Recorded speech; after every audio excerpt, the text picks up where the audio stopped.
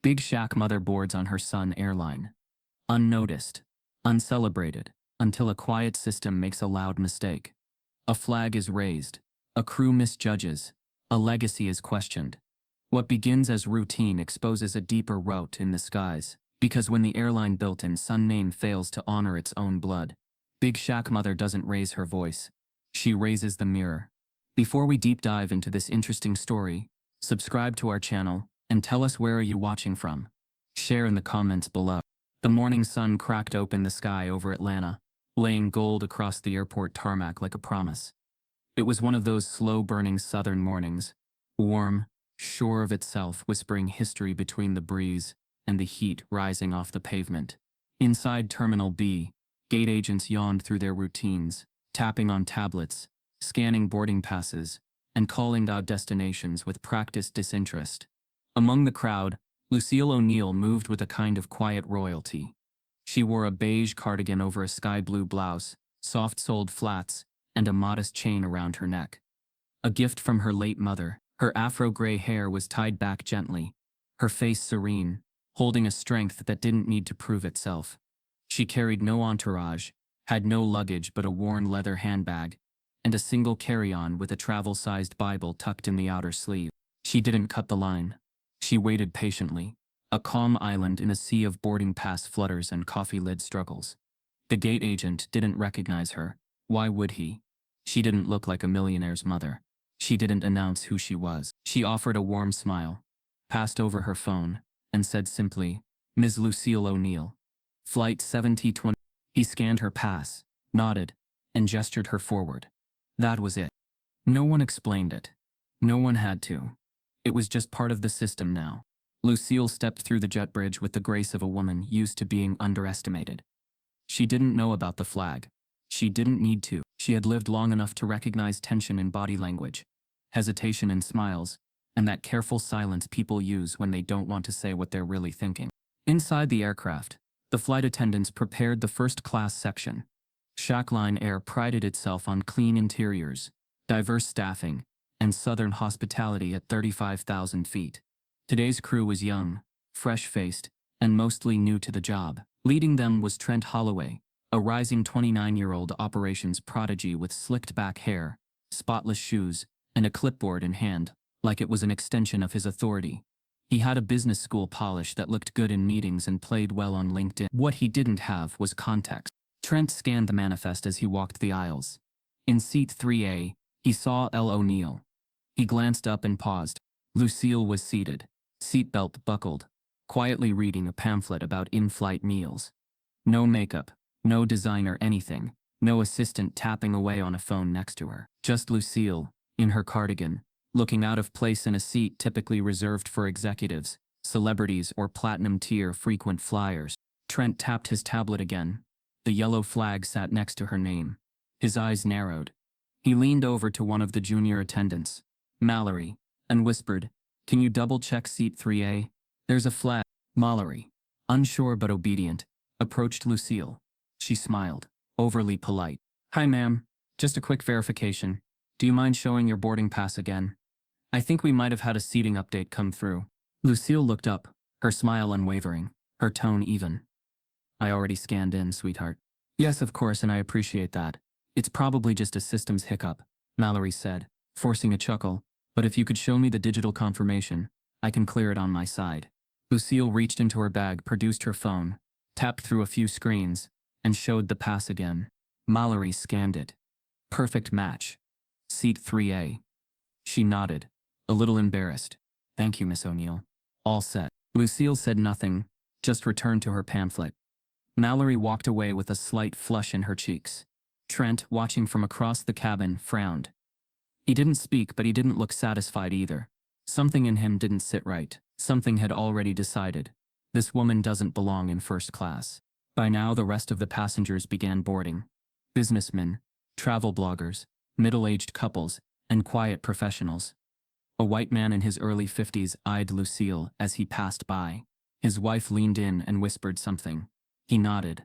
Neither of them smiled.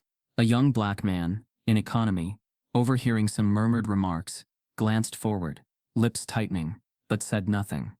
Everyone knew the dance. No one wanted to be the one to interrupt the rhythm. Lucille leaned back. Her eyes were tired, but she didn't close them. She had that look women her age wore when they'd been through worse, seen uglier, and didn't need to prove it anymore. She was used to the sound of people assuming. What no one around her knew, not the gate agents, not the crew, not even Trent, was that Lucille had helped draft Shaq founding principles, that she had quietly donated to a scholarship program tied to the airline's pilot training pipeline, that this airline existed in part because of her silent backbone. But today, she wasn't Shaq's mother. She was a flag on a system, a profile, a maybe, a cautionary code. In the cockpit, the pilot was briefed quickly, cabin checked, gate closed, pushback began. The plane pulled away from the gate as the sun rose higher outside. Inside, cold air rushed from the vents, and tray tables snapped back into place. Trent walked through the first-class section one last time, scanning, nodding, straightening headrests with robotic precision. When he passed Lucille's seat, he hesitated for a beat, then moved on. Lucille stared straight ahead, still silent, still holding the line. 10 rows back, Jordan Vale sipped water, watching everything. She wasn't supposed to say anything. She was cabin crew after all. Speak when spoken to. Keep the aisles safe. Smile through discomfort. But Jordan had recognized Lucille the moment she stepped on the plane. She had read the articles, seen the photographs. Lucille at Shaq's Jersey retirement. Lucille at the Children's Hospital fundraisers. Lucille in the back rows at civil rights events. Jordan had once used her quote in a college paper. We don't need to be loud to be strong. Sometimes, dignity is its own protest. She hadn't said a word yet, but something told her this flight wasn't going to stay quiet for long. As the engines roared and the wheels lifted off, a storm brewed high above and far below, one that couldn't be seen through clouds or cabin windows. A storm of assumptions, of systems, of silences, one that would soon hit headlines, hearts, and the very structure of the airline itself. But for now, it was just a flight to Denver. Just another Tuesday in America. Just another seat that looked too expensive for the wrong kind of woman. Trent Holloway, clipboard in hand, stepped out from the galley. With his sharply tailored navy blazer and gleaming watch, he looked every bit the image of a polished airline professional. But Trent wasn't just trying to supervise a flight. He was trying to climb. He had eyes on regional manager within the year, and today's flight to Denver was another rung on the ladder. His goal was simple: efficiency, optics, and nothing that made headlines. Which is why, as he performed his casual walkthrough of the first-class cabin, Seat 3A stopped him cold. It wasn't the person, exactly. It was the dissonance. The disconnection between what he saw and what he expected. Lucille O'Neill sat composedly in her seat, a folded sweater tucked beside her armrest, legs crossed, reading the in-flight magazine with a slight squint. Her bag was stowed beneath the seat, and her phone lay screened down on the tray table.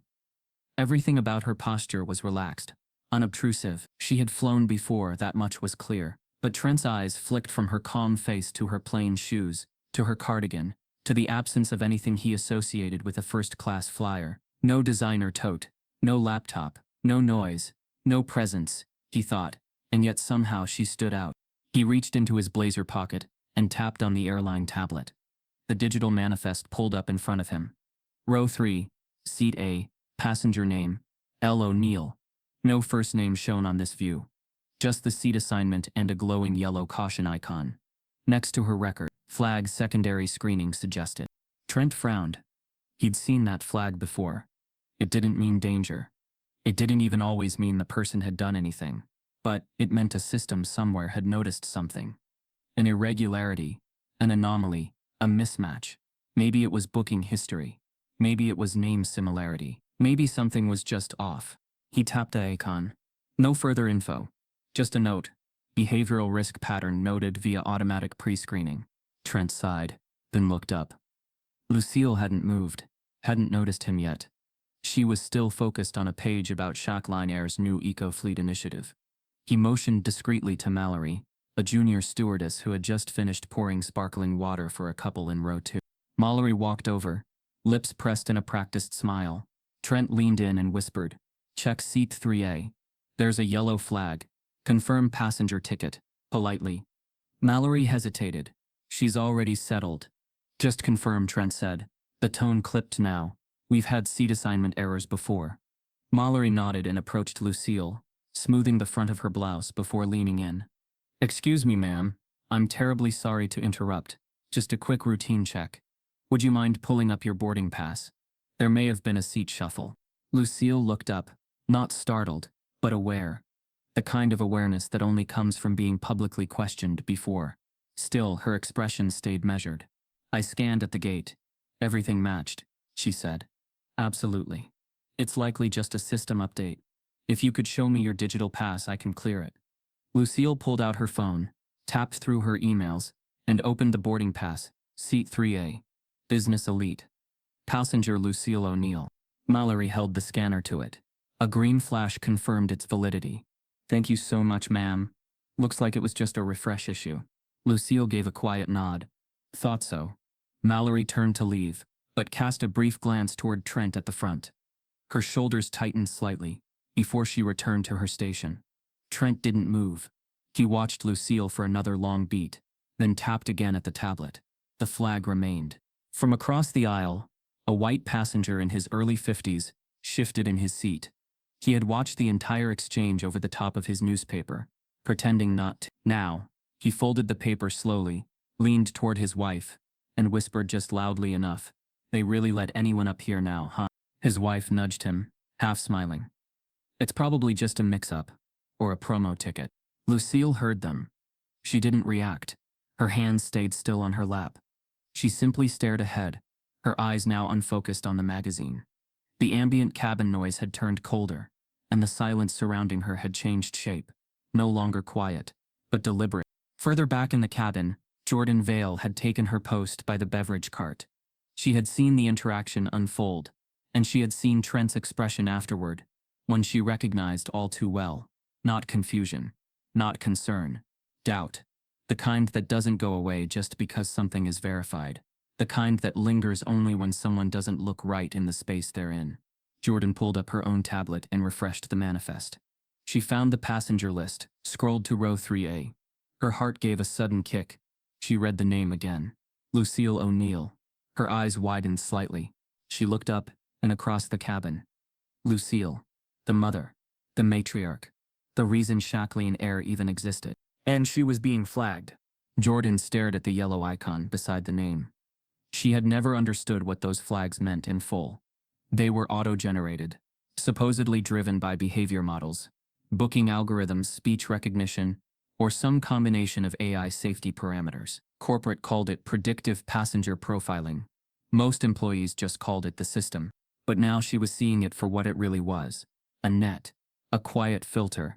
A digital profiling tool that didn't need to say race to mean it. In first class, Lucille turned slightly and stared out the window. Her reflection in the plexiglass stared back, unmoved. Below, clouds rolled like quiet waves beneath the sun, but inside her mind had grown still. She hadn't come here to test anyone. She hadn't boarded expecting recognition or special treatment.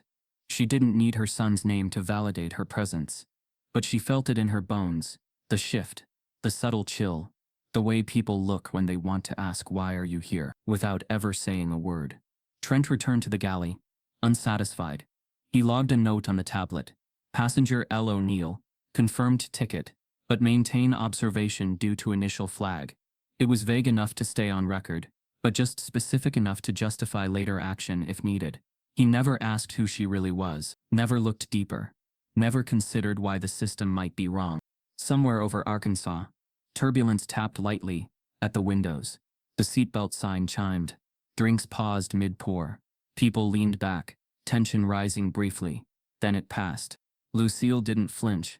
She had flown through worse. But she knew now, this wasn't about a seat. Not really. It was about being watched. About being seen only partially. About the quiet disbelief some people carry when they see someone like her occupying a space they weren't expected to. Behind her, whispers continued. One passenger murmured about security checks. Another said something about upgrades gone wrong. Nothing was direct, nothing loud, but it all echoed the same note. Jordan tapped a message into her work device, sending a silent request to check the AI system logs after landing. She wasn't supposed to do that, but she had to know.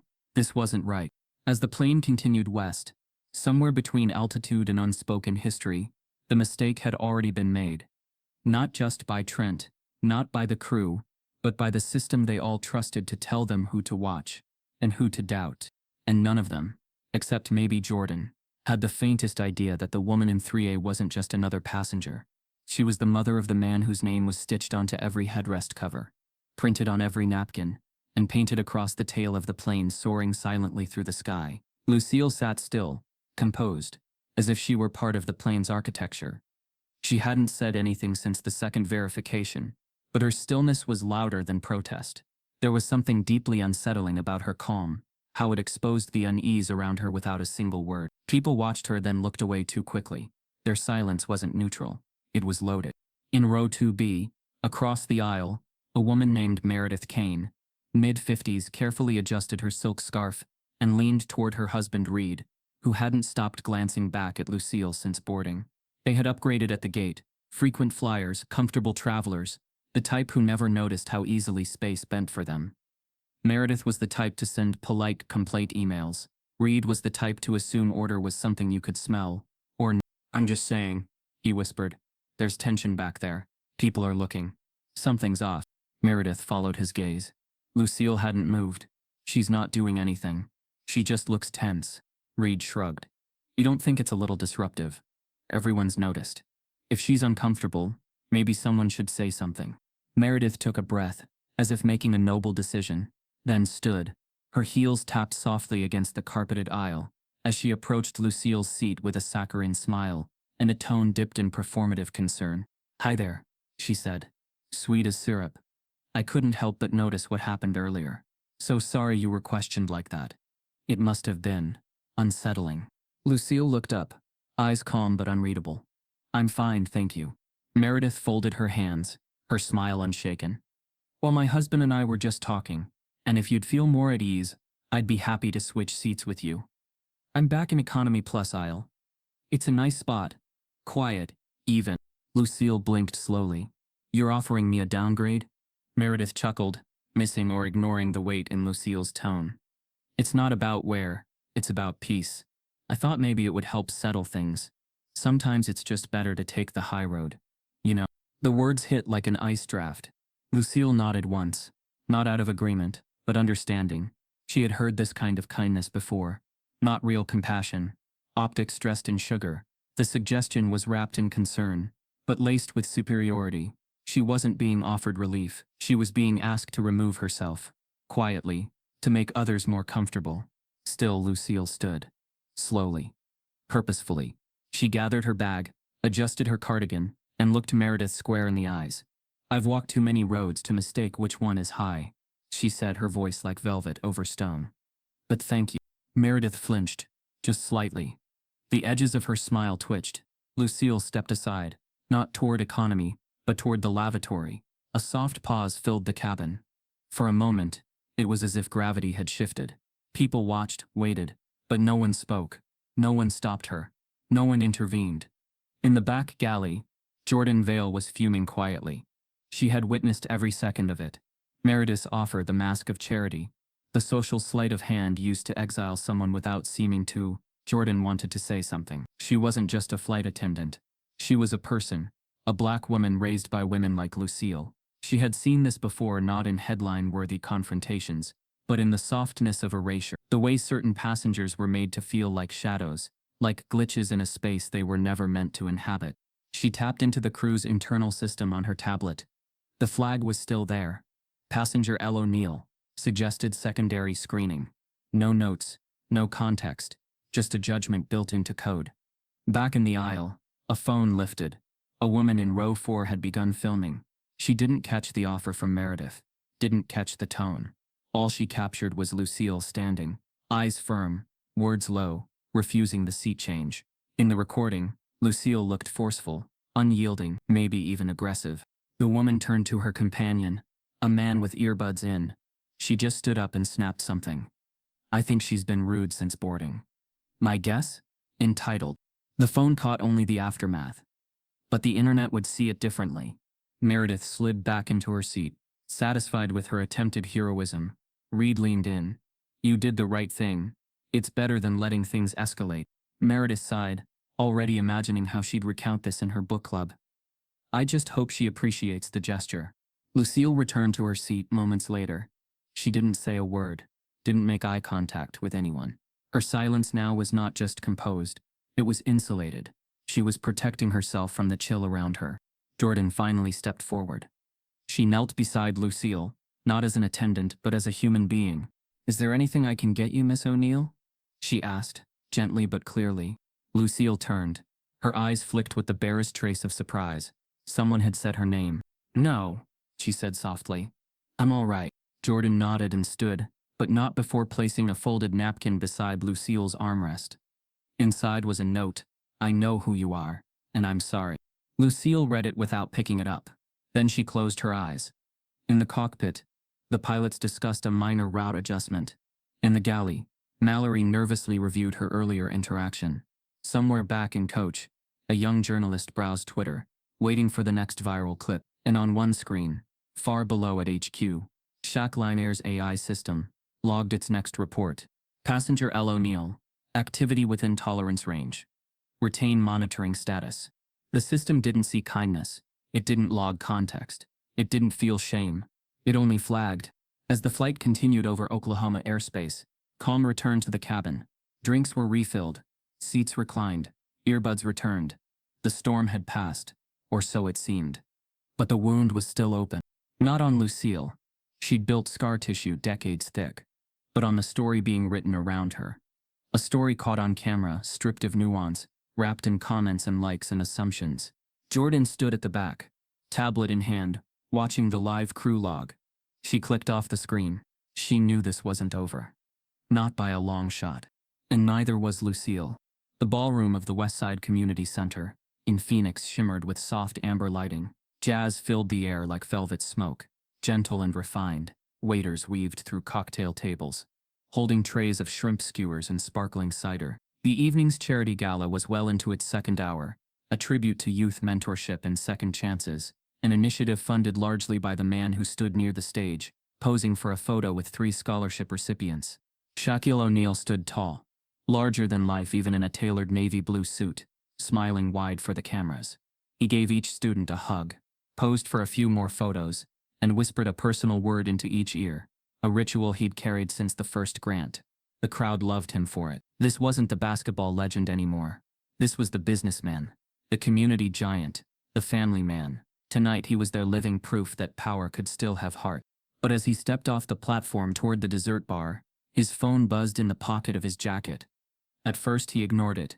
It buzzed again, then a third time, longer this time, vibrating insistent. Shaq pulled it out and glanced at the screen. PAX incident. Level 2 flag. Airline. Shaq Air. Flight 7. Passenger. L. O'Neill. Details. Disruptive behavior. Non-compliance. Video attached. He stopped breathing. His fingers hovered, thumb hesitating just above the play icon. He tapped. The video began. It wasn't long. No more than 30 seconds. Shot vertically. Shaky. In it, Lucille stood beside her seat, calm but clearly mid-sentence, her voice low but firm. The audio was murky. Then the angle shifted. A stewardess stood before her, gesturing vaguely. A woman nearby, white, well-dressed, leaned in with a voice too sugary, offering to switch seats. Lucille shook her head. No shouting, no resistance. The video cut off. The file name? First Class Meltdown ATL. That's how it was labeled in the internal reporting system. Shaq stared at the screen, not blinking. He opened the manifest report tied to the incident. He saw the yellow icon. Passenger, Lucille O'Neill. Flagged. Behavioral irregularity. Alert added during gate check-in. Shaq's jaw clenched. There were over 1,000 flights in Shaqline's network every week. He knew that. Flags happened. Incidents were logged and debriefed. But this one was different. This wasn't a stranger. This was his mother. The woman who held his face after every loss, who raised him on values the world didn't always honor, who told him again and again, be big but stay kind. And she'd been labeled disruptive, flagged like a problem, by a system carrying his name. He scrolled further. The notes in the incident report were vague. Passenger responded strongly to seat challenge. Minor disturbance resolved mid-flight. Social discomfort noted by others in cabin. No mention of her calm tone. No clarification on what disruptive meant, just corporate gray speak covering cowardice. He clicked again. The full internal system logs unfolded like a confession. Passenger booked through standard online platform. No known VIP tag. No recognition of personal affiliation. Auto-flagged by predictive screening software, due to a combination of low engagement indicators and atypical demographic markers for seat class. That last line hit hard. Atypical demographic markers. The system hadn't seen Lucille. It had seen statistics, patterns, skin color, age, dress, posture. Whatever the AI had been fed, it hadn't learned to see dignity. It had learned to see risk. Shaq stood still amid the buzz of the gala, while donors clinked glasses and children posed with trophies. His breath slowed. He looked up at the crowd but didn't really see them. Something inside him shifted, not a fire but a fracture, a crack along the polished wall of what he thought he'd built. Behind him, his assistant Valerie, sensing his sudden stillness, approached. "You good?" she asked, noticing his posture. He nodded once, slow. "Yeah. I gotta step out." He left the gala through a side door, into a quiet corridor lined with awards and community photos. His footsteps echoed against the tile. He stopped at the end of the hallway, staring at a framed picture on the wall, his mother handing out school backpacks during Shackline's launch month. He tapped his phone again, dialing a direct number. It rang once, twice. A voice answered. Male, clipped, corporate. "This is Dean from Risk Analytics." "This is Shaq." A pause. "Of course. Good evening, sir." "I need to know exactly how that yellow flag hit Lucille's profile. Pull the logs. Find me the input markers." "Sir, it was automated. The system we installed last quarter. Soft pattern tracking. Auto responses based on pre-flight behavior analysis. No human tagging involved. It's completely predictive." "Predictive based on what?" "There are about 70 factors. Booking methods, clothing ID from security scans, speech cadence picked up by audio monitors." "Stop." Shaq's voice dropped low. "You telling me my mother got flagged because she didn't sound like a first-class passenger?" "Not directly, sir. But sometimes the algorithm picks up low verbal indicators, posture patterns. She was wearing a cardigan, reading a magazine." "I understand, sir. The system's neutral. It doesn't see race." Shaq's silence froze the line. "That's the problem," he said finally. "It doesn't see her. It doesn't see us." He ended the call. Outside the window, planes coasted down the runway, trailing golden streaks against the darkening desert sky. Shaq leaned his forehead against the glass. In his gut, he wasn't just angry. He was ashamed. Not of his mother, never of her, but of the structure he had allowed to grow. A structure with his name on it. One that treated Lucille O'Neill like an anomaly. He opened the video again. This time he looked closer, not at Lucille, but at the reactions around her. The glances, the woman filming, the smugness of the passenger nearby, the way Lucille carried herself through it, without protest, without a single raised word, just dignity, measured and restrained. He knew that look. He'd seen it in locker rooms after losses, in courtrooms, in waiting rooms of schools that didn't believe he belonged. It was the look of someone tired of teaching lessons to people who never wanted to learn. And now, she'd had to carry that again, on a plane named after her son. He tapped his contacts, found the name he needed. Jordan Vale, crew member on Flight 7023, only black flight attendant on board. He remembered her from a cabin culture summit earlier in the year. She'd spoken about micro-exclusions, and got side-eyed by half the room, but she'd spoken with fire. He liked that. He texted her directly. "I saw the incident. I'm sorry. I need your perspective. Can you call me tonight?" The reply came faster than expected. "Yes. I was going to message you first. There's something wrong with the system. I can prove it." Shaq exhaled. The fracture inside him had spread. This wasn't about one seat or one flight. This was a warning shot, a quiet rot crawling beneath the foundation. If they had done this to Lucille, they were doing it to others. People without connections, without videos, without voices that reached boardrooms. He turned back toward the ballroom, but the music no longer felt like celebration. It sounded distant now, hollow, like a soundtrack built on assumptions. He wasn't done shaking hands. Not tonight. But something had already changed. Something he couldn't ignore. It had been quiet since Lucille returned to her seat, but Jordan knew the silence too well. It was the same kind that followed injustice dressed as protocol.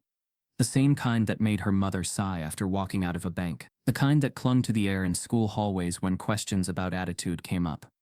The incident wasn't over. It had just gone invisible. Jordan requested her break early. She didn't need coffee or rest. She needed clarity. Answers. Something solid that could make sense of the gnawing instinct in her gut.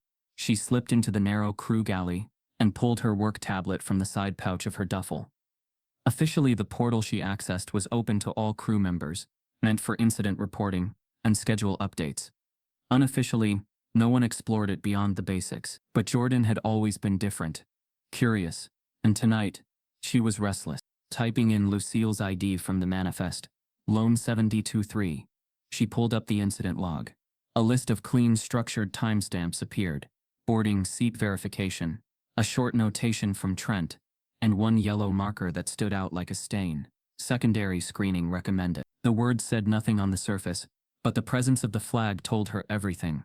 Lucille hadn't just been questioned, she'd been marked before the flight even took off. Jordan tapped the flag. The screen filled with raw system output. No user interface. No smiley training overlay. Just machine code tags and identifiers. A phrase at the top sliced through the screen with surgical detachment. Predictive profile risk score 68%. Cautionary review. Trigger source pre-flight AI risk assessment. System version 3.9. Flag reason. Demographic atypical pattern detected. Her fingers froze. It wasn't a manual error. Not a misunderstanding. This flag had been generated automatically, calculated by a machine designed to make assumptions before any person ever stepped onto the jet bridge. She tapped into the subcategories, each one a sterile bullet point that read more like accusations than data. Booking time: unusual, off-peak, solo. Dress profile: low affluence coded, via TSA image parsing. Verbal interaction: low engagement. Social profile: name similarity flagged in historical travel incidents. Seat class pattern: mismatch with demographic cabin data. Age, gender, ethnicity tags: anomalous to cabin average. Her stomach sank. None of it had anything to do with Lucille's behavior. It was built on optics, on interpretation, on decades of learned suspicion, now translated into machine learning code that ran unchecked behind polished airline branding. She closed out the menu and glanced over her shoulder. The galley was still empty, the cabin quiet. Pressing 2 fingers to the intercom screen, she tapped into the silent crew channel and pinged a backdoor request. It wasn't protocol, but she'd done this once before, when a gate system failed to sync with a manifest. She keyed in a message to the ground-level tech support center under the guise of a sync issue, a request for back-end data override, Station 12 access. The reply came faster than she expected. Benji. She remembered him from a technical training months ago. Slightly older than her, wore his hoodie inside out, and spoke in fragments. But he knew the systems better than anyone on the operations floor. They'd exchanged numbers once over a conversation about cabin oxygenation and outdated sensors. Now his text appeared like a coded lifeline. He didn't ask why she needed access. He asked what she was chasing. And when she typed back the name, Lucille O'Neill, he stopped with the technical filters. The next message didn't come in code, just instruction. Meet me after wheels down. Maintenance hub. Don't send anything else here. She closed the tablet, adrenaline humming quietly under her skin. Whatever this was, it wasn't just about Lucille's seat. It was about who the system thought she was, and who it had decided she couldn't be. The rest of the flight passed uneventfully. Drinks served, passengers dozing. No one asked about the earlier tension. No one noticed the storm still sitting beneath the routine. When the wheels kissed the runway in Denver, Lucille exited like she'd boarded with quiet, composed grace. She didn't glance back, didn't pause at the door, just walked into the terminal with the weight of being misunderstood for the 1000th time. Jordan didn't stop to debrief. She didn't clock out. Instead, she made her way through the inner corridors, flashing her badge through 2 restricted doors, until she reached the bowels of the airport, the space where techs operated beneath the surface of the travel industry. Benji waited in a server-lined room, dim and humming with cool recycled air. He looked up, eyes already filled with the urgency she felt in her bones. He motioned her over and spun the monitor. On the screen, layers of code streamed past. He had pulled more than just the flag data. He had decrypted the logic chains beneath the system's judgment. It wasn't just flagging behavior. It was running predictive discomfort models. The system didn't assess whether a passenger was dangerous or disruptive. It assessed how likely others would feel discomfort in their presence. The term at the top of the diagnostic window made her jaw tighten. Cabin Demographic Comfort Index.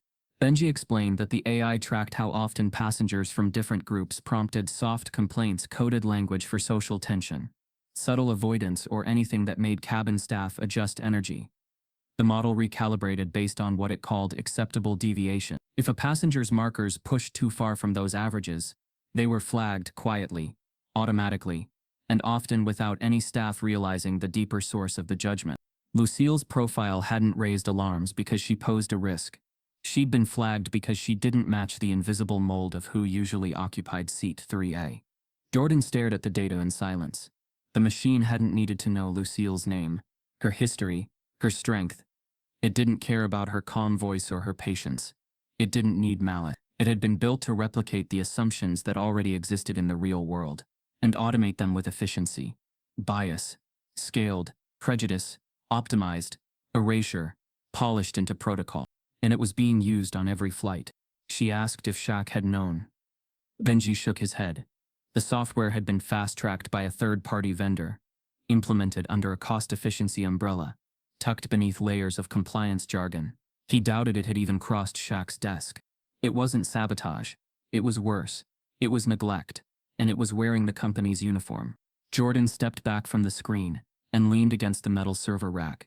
She didn't cry, didn't scream, but something inside her shifted permanently. She thought about all the passengers she had seen in her time at Airline.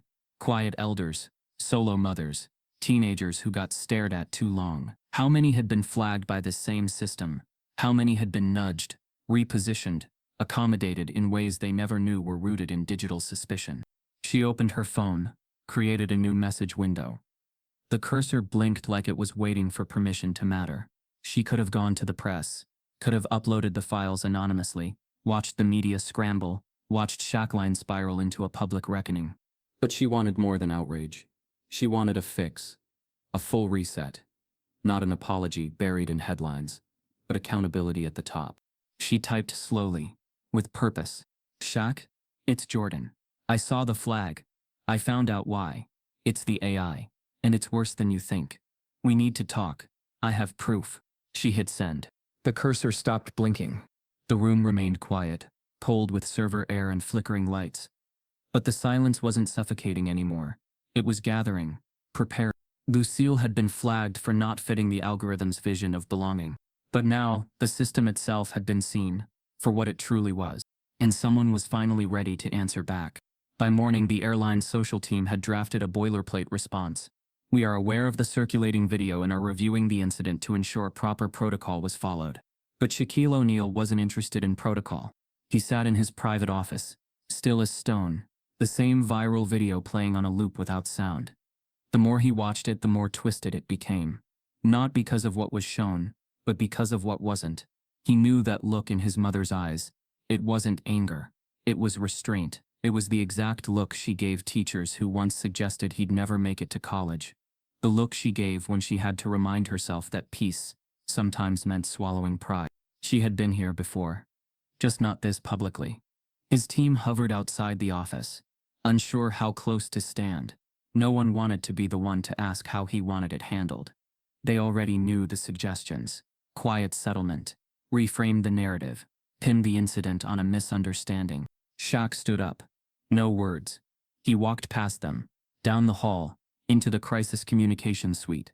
It was built for emergencies, flight outages, data breaches, operational errors. Not for this. Not for his mother being misrepresented on a loop to millions.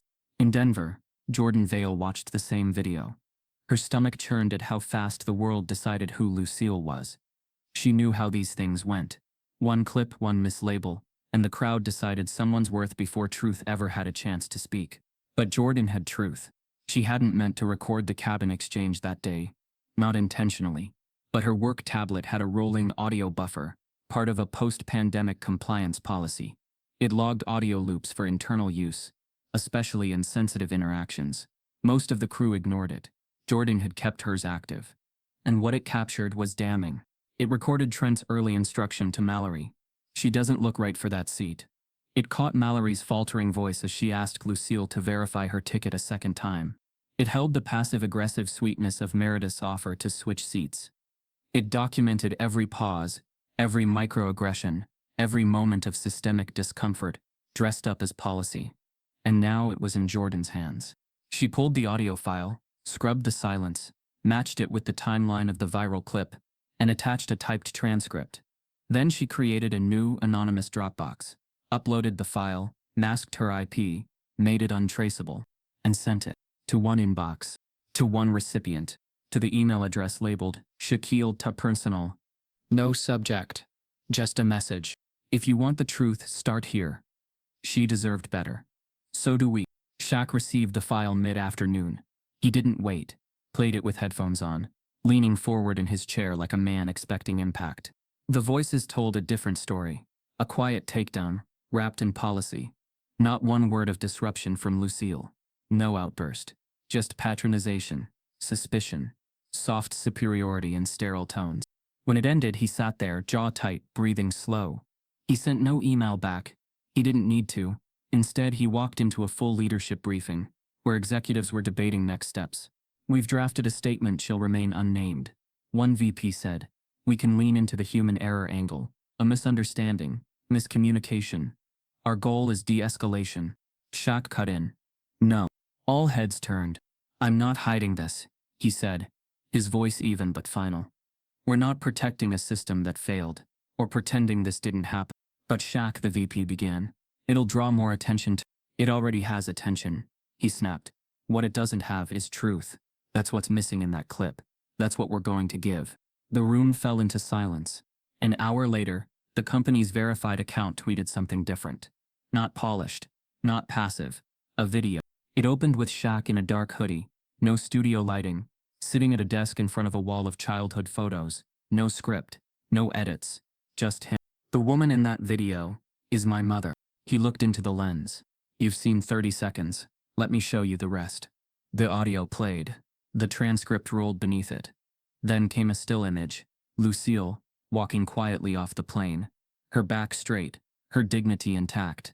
The post ended with 3 words. "We failed her." The video burned through the internet like wildfire.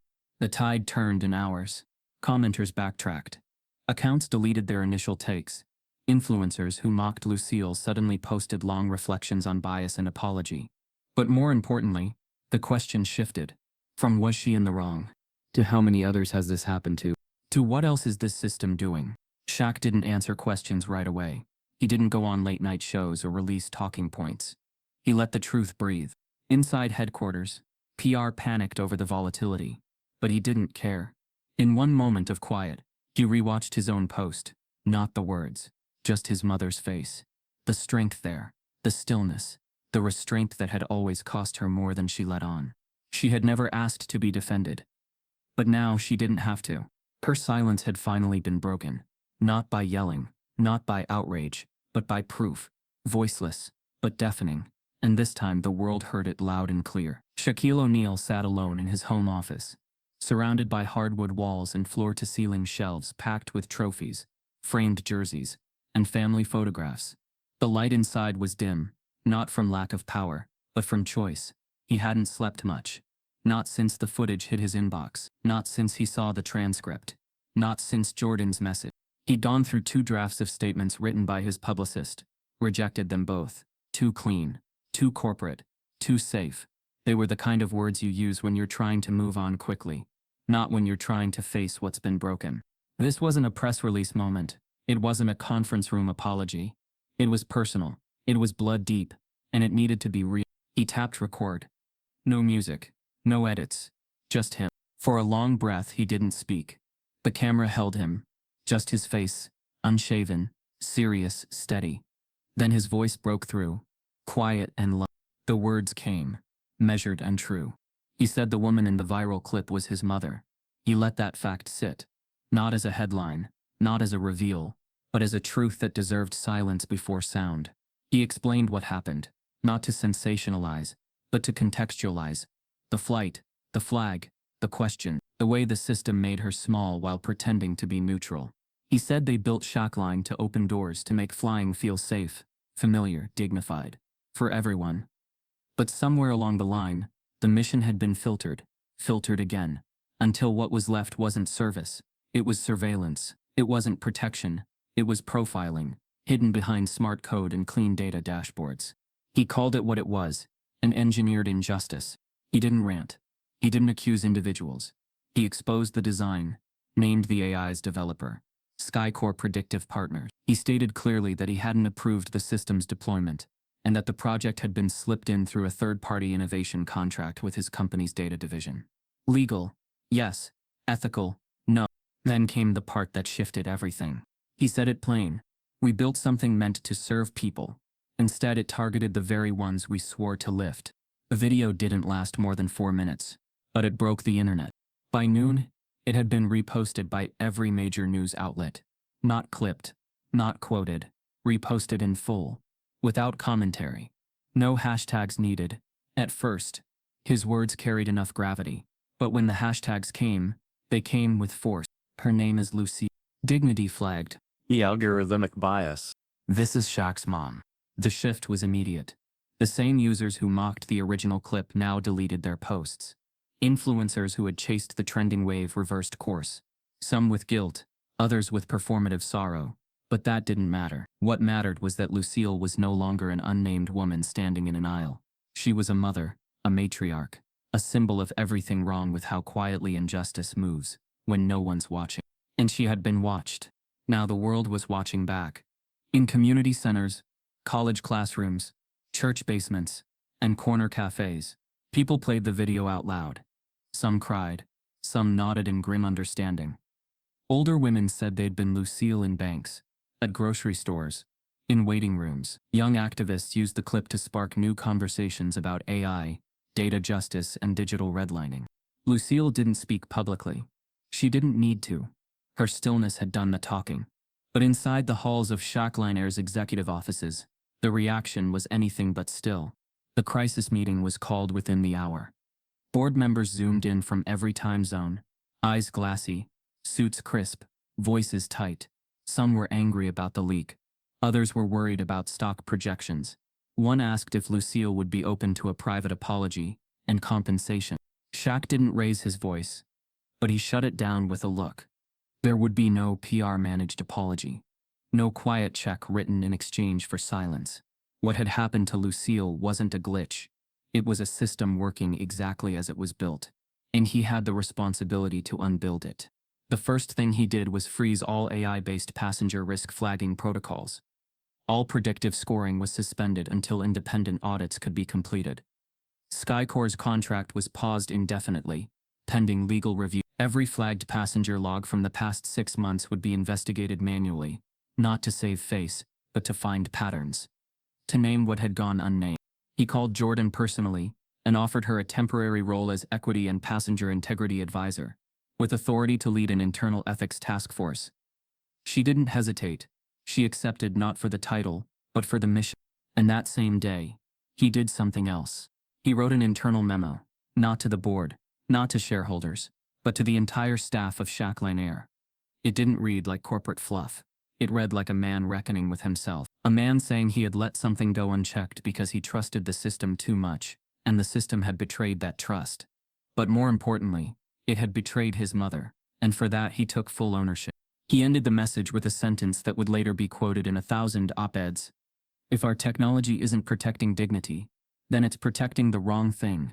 For days, the video continued to dominate the digital landscape. News programs invited AI ethicists and civil rights historians to explain what had happened. A panelist on a morning show described Lucille as a modern-day Rosa Parks moment for the digital age, a woman who hadn't needed to protest because her very presence disrupted a structure not built for her. Airline industry insiders quietly admitted what many had known, but never said aloud, that risk flags often operated like digital profiling. That passenger management sometimes just meant passenger removal. That people were being watched for fitting the wrong kind of normal. Now, those conversations couldn't hide behind data dashboards. Now, there was proof. And that proof had a face. Lucille's image appeared not just in stories about the incident, but in think pieces about aging black women's resilience, about tech's blind spots, about how respect too often comes only after exposure. But Lucille herself? She stayed quiet. Shaq called her the day after the video went viral. She answered like always, voice soft but firm. She didn't ask why he did it, didn't say thank you. She just said she was proud. Not of how he defended her, but of how he told the truth. That's all she had ever wanted him to carry. That evening he sent her flowers, not the big flashy kind, but a simple bouquet of white orchids, her favorite, with a card that read, "You stood taller than all of us. I'm just catching up." She didn't post a picture.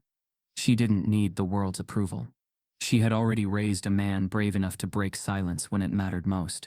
In the months that followed, new policies emerged, new training rolled out, and new eyes were placed on every decision involving AI. Jordan's team reviewed logs, flight by flight, flag by flag, and for every unjustified alert they erased, a weight lifted from someone who never even knew it had been placed on them. But more than that, a conversation had begun, one not driven by rage, but by clarity, by a moment of recognition between a son, a system, and the woman who taught him how to live above noise. The world would remember the hoodie, the camera, and the truth spoken plainly, but the ones who needed it most would remember this. She was his mother. And now she was everyone's reminder that justice often begins with a name. The fallout didn't come like an explosion. It unfolded like a slow, deliberate dismantling, brick by brick, system by system. And Shaq didn't run from it. He walked straight into the center of it, sleeves rolled, eyes open, no handlers buffering the impact. The silence that followed his video wasn't a pause of fear, but the calm before the real work began. This wasn't about reacting to a PR fire. It was about confronting how close his own name had come to becoming a vessel for quiet injustice. His first decision came before dawn. The contract with Skycore Predictive Partners was terminated in full, not negotiated, not paused, cancelled, no severance package, no strategic pivot. The termination clause was activated under a breach of ethical practice. The AI system that had flagged Lucille and potentially countless others was shut down company-wide. Every node, every soft flag function, every so-called demographic pattern filter was stripped from the Shackline Air network. But dismantling a machine was the easy part. What came next demanded something deeper. Shaq stood before the executive board that Monday, not as a CEO, but as a man reckoning with his own complicity. He laid out his own absence, the trust he had placed in tech leads and data contracts, without thorough scrutiny. He admitted where he had turned a blind eye in the name of innovation, and he made it clear the days of delegation without accountability were over. 2 board members offered resignations before the meeting ended. They weren't forced out. They simply understood the shift was real, and they were no longer fit to guide it. Others stayed, humbled, reoriented. But it wasn't the reshuffling that marked the turning point. It was the blueprint that followed. A new division was born. Passenger equity and human integrity, built from scratch to do what algorithms couldn't feel. Not just audit policies, but evaluate experiences. It would have access to flight reports, customer complaints, cabin crew feedback, and anonymous passenger testimonials. Its job wasn't to catch failure, it was to prevent it by knowing the story behind the seat number. At the head of this new division was Jordan Vale. Her promotion wasn't performative. It was earned through quiet courage and clarity. She had read the data that others ignored. She had trusted her instinct when silence told her to move on. And most importantly, she had acted not for recognition, but for justice. Her office was modest, no glass walls or executive perks, but it came with something greater: power, with conscience. Her first move was to begin a systemic review of every flagged profile logged since the inception of the AI program. Every single one, no shortcuts, no time limits. The list was longer than she expected, and some of what she uncovered broke her. Names. Dozens of them. Seniors asked to deplane. Mothers reassigned seats for their comfort. Passengers who'd quietly been marked difficult because of headscarves, accents, posture, or simply sitting too still. Nothing had been violent. That was the point. It didn't need to be. It had just been constant. She launched a full transparency initiative, not just for the passengers, but for the crew. Training manuals were rewritten, not just in tone, but in origin. She invited educators from civil rights organizations and ethical AI research firms to help write the language from the inside out. They brought in behavioral consultants, not to teach the crew how to handle passengers, but how to recognize when the system was handling them. On the public front, Shaq Air released its Passenger Rights and Data Transparency Charter, the first of its kind in the domestic aviation industry. Every customer would now have access to the exact criteria by which they were flagged or profiled during the travel process. The clause wasn't buried in legal fine print. It was bold, center page, written in plain language. Trent Holloway's departure was quiet. Not a headline, not a spectacle. He wasn't publicly condemned, but he wasn't shielded either. The internal report cited ethical misalignment and conduct, inconsistent with company integrity. No lawsuit followed. No dramatic plea. He faded out, just as he had tried to fade Lucille's presence in Roth. But Shaq knew this couldn't end with restructuring. Real change needed to extend beyond policy. That's when the Lucille O'Neill Aviation Equity Program was born. The scholarship wasn't a press stunt. It wasn't funded by excess marketing dollars or unused development funds. Shaq personally transferred 7 figures into the foundation's trust. The goal was simple, but urgent: to make sure more Black and Latino youth could enter the world of aviation, not just as passengers, but as pilots, engineers, cabin leads, and system designers. He didn't want to create token seats. He wanted to create ownership. The launch of the program happened quietly, with Lucille present only in spirit. She declined interviews, declined the opportunity to speak at the podium. Instead, her handwritten note was read aloud by a young scholarship recipient at the launch event. "We don't ask for special treatment. We ask not to be filtered out before we've arrived.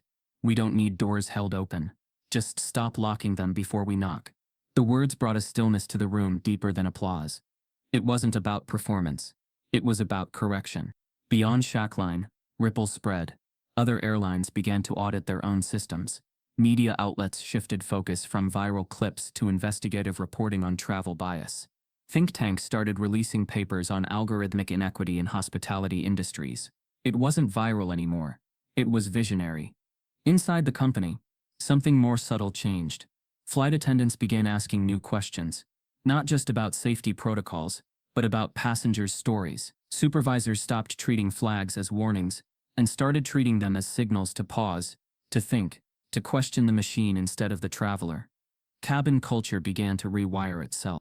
One afternoon, months later, a new first-class crew rotated in for a flight from Atlanta to Denver. A middle-aged Black woman, stylish and confident, boarded alone, wearing simple gold earrings and carrying a copy of Baldwin's The Fire Next Time. She was greeted not with a glance of suspicion, but with full respect, a genuine welcome, and no questions about her ticket. She took her seat, 3A, and was left to fly in peace. No flag appeared next to her name. The system that once watched her had been dismantled. In its place was a new one. Not perfect, but human. Shaq sat in his office that night, the company dashboard open on one screen, the foundation's financials on another. But his eyes weren't on numbers.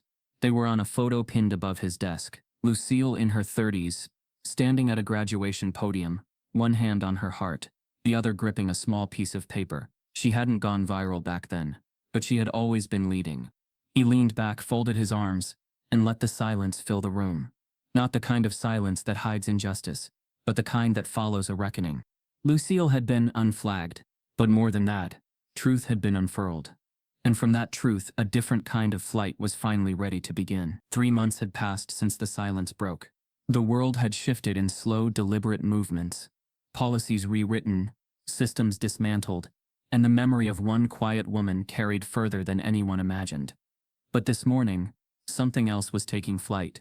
Not a campaign, not a press conference, just a plane. The Atlanta airport buzzed with the usual rhythm of morning travel. Luggage wheels echoing against tile, boarding announcements humming through low ceilings, and lines forming like clockwork at coffee counters. Yet tucked into gate C9, surrounded by a rare stillness, stood something different. A new aircraft, sleek, silver-bodied with royal blue accents, waited quietly at the gate. No flashing cameras, no celebrity rollout. Just the presence of something that didn't need to shout to be felt. Painted along the fuselage in bold white lettering, Lucy. There had been no ceremony, no champagne bottle smashed against the nose. Shaq had insisted the dedication remain human, not performative. The jet wasn't a tribute for headlines. It was an embodiment of change, built from accountability and carried by truth. As boarding began, the passengers moved slowly, respectfully, not from delay, but from the gravity of where they were stepping. Inside the cabin, small but unmistakable details whispered a story. Seat 3A, now marked with a bronze trim along the edge of the headrest, sat empty for this flight, reserved, not as a symbol of loss but as a marker of presence. The overhead bin above it bore a small inscription, "For every woman ever told she didn't belong here." On the back wall of the first-class cabin, a modest plaque had been placed beneath a softly lit panel. No photos, no bold graphics, just words. Lucille O'Neill. She never asked for recognition. She simply lived in truth. Her grace challenged systems. Her stillness created change. This aircraft flies in her name, so no one is ever quietly erased again. The passengers on this flight weren't hand-picked. They weren't influencers or board members. They were everyday travelers, mothers with daughters, grandmothers headed to family reunions, young women returning from college breaks. They didn't all know the full story, but they felt it, in the quiet reverence of the crew, in the absence of gateside urgency, in the way no one rushed the moment. Back on the tarmac, watching through tinted glass from a private terminal window, Shaq stood alone. He had chosen not to board the inaugural flight. He didn't need to be seen there. His mother wouldn't have wanted fanfare. She would have told him to let others take that flight, to let the seat that once became a symbol of judgment now become a space of dignity, unspoken but undeniable. He wore no suit, just a black pullover, jeans and a baseball cap low over his eyes. In his hands he held the only thing he'd brought, a framed photo of Lucille from years ago. Not at a podium, not at a gala, just her in the backyard, apron on, flipping cornbread in a cast-iron skillet, sunlight catching her cheekbone like it was drawn there on purpose. He smiled faintly. As the jet began its slow roll away from the gate, something swelled in his chest. Not pride exactly, something quieter. He couldn't name it, but it sat heavy in a good way, like a hand on the shoulder after a long road. The kind that says, "You didn't fix everything, but you did right by me." The aircraft lifted off as morning light crept over the horizon, wrapping around its wings, painting it gold as it climbed. Inside the cockpit, the pilot, an Afro-Latina woman named Captain Renee Morales, part of the first scholarship cohort funded by the Lucille O'Neill Aviation Program, adjusted her course and smiled to herself. She knew where they were going, but more importantly, she knew who had made it possible. In the main cabin, a girl leaned against her mother's shoulder, eyes wide as she traced the plaque near 3A with her fingertip. She whispered the name, under her breath like it was a secret worth keeping. The mother kissed her daughter's hair and nodded toward the window. Above the clouds, the aircraft soared in silence. Then, as if carried on the wind itself, Shaq's voice echoed, not over speakers, not in ads, but in narration, not meant for the passengers, but for the story unfolding. Sometimes the deepest wounds aren't loud, but if you listen, if you really listen, you'll hear them change the world. The plane continued west, not just across miles, but across meaning. And somewhere through 1,000 small unseen ripples, Lucille kept flying. If you've ever been overlooked, misjudged, or told you didn't belong, this story is yours too. We're not just flying planes, we're rewriting the flight paths of dignity and equity. Every seat tells a story. Make sure yours leaves something behind. Because justice doesn't board early, but it always arrives. And the next time silence tries to speak louder than truth, remember Lucille.